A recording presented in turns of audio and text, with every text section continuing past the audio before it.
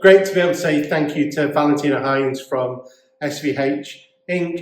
For her contribution to the Entrepreneurship Festival here at the University of Bradford.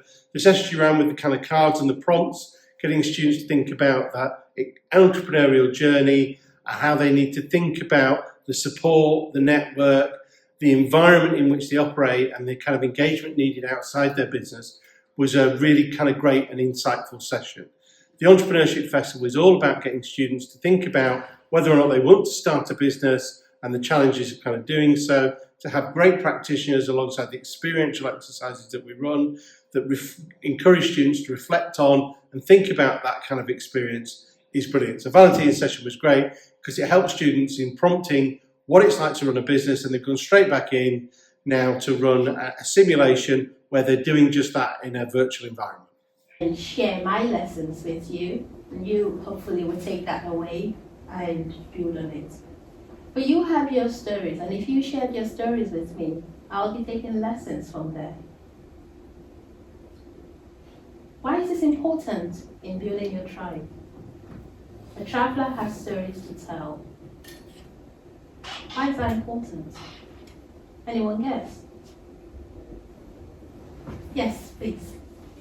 I would say the traveler has stories to tell. My own understanding and interpretation would be you're meeting with different cultures, different people, so you're getting different experiences, and then that can help build whatever you want to build in order to reach a wider crowd or wider range of people.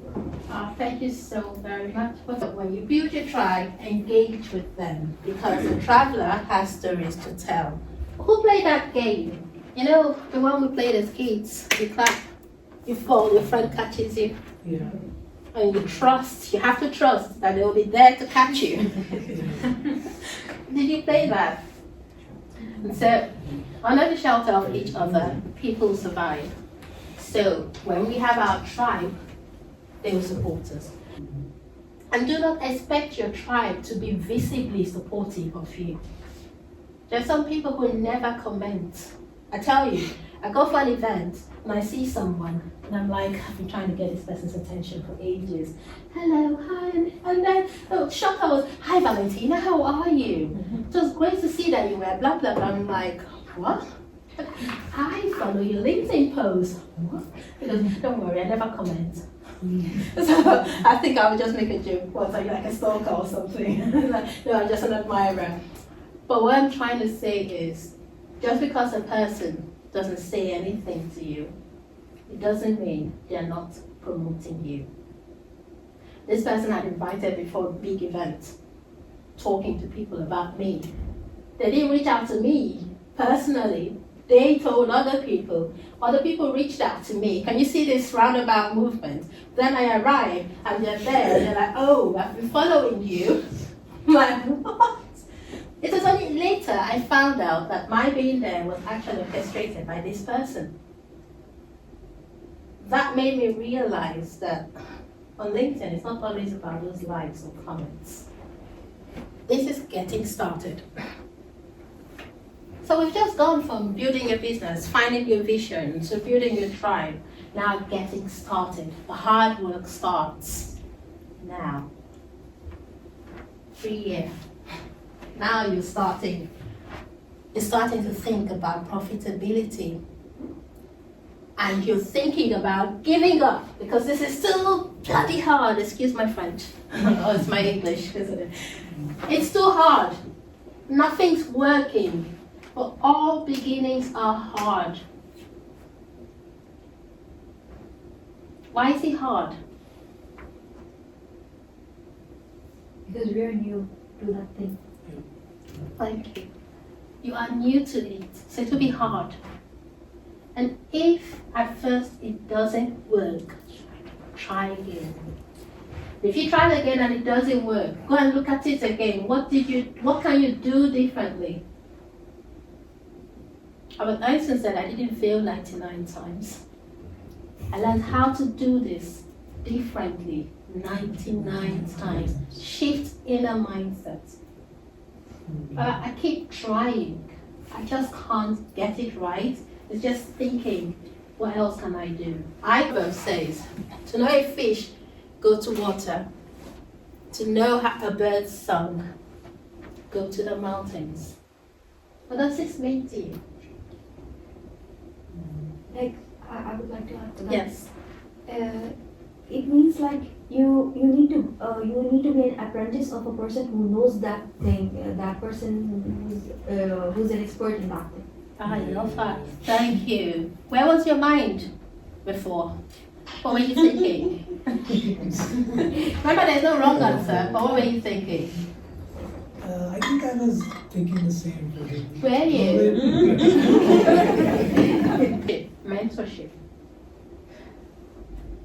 Defining what it is you want. So we've gone through defining your goal or your mission. We've talked about building your team, that's your tribe.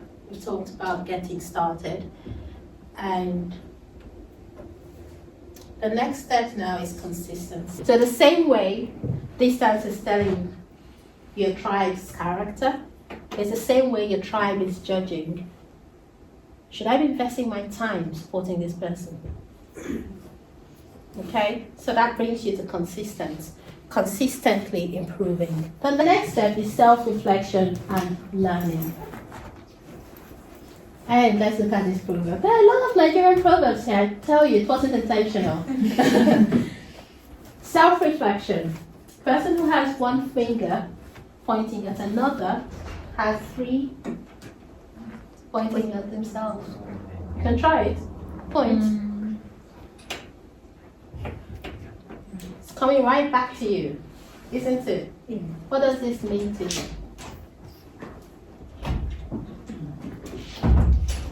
It means if you're looking for flaws in other people, you will be having three which you are unaware, and three people will point at you. Thank you. Thank you so very much for that. Yes. I'm going to answer with another proverb. Come on, bring it on. All right. There was something we used to say back home. Yes. It's like, stop seeing the sawdust in other people's eyes while you have a log of wood In your own eye. Yes. Yeah. Yes, absolutely. Love that one. Thank you, Alice. Anyone else? I was actually going to say another proverb as well. Bring it on. A child in the marketplace shouldn't throw stones because he might hit a family member. True.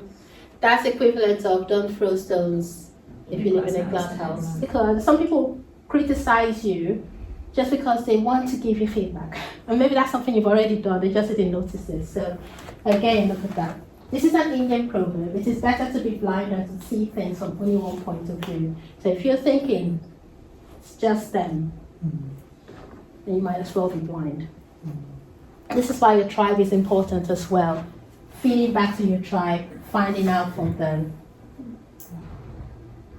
Now learning from there. After your self-reflection, if you're practicing consistently without improving, then there's something wrong. So it's teaching time saves mind. This is a British proverb.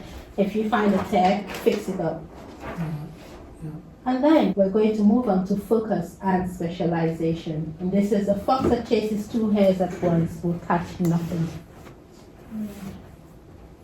If you are if you're a jack of all trades and a master of none, you can do a bit of everything or can't do anything really well. So pick what you're good at, excel at it. When you've excelled there, you can innovate to something else, but you can't do two things at the same time. Is that helpful? Yeah. Final one is impact. And for me, this is important because as you grow and you start to accelerate, you'll have that imposter syndrome. You'll think that you're not as good as people think you are. You'll feel you shouldn't be in certain rooms.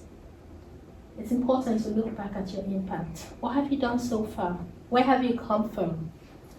And these proverbs help. Remember again, the traveler has stories to tell. So take you back to the beginning I've just shared my story with you, and I've talked about my impact. So Traveller does have stories to sell.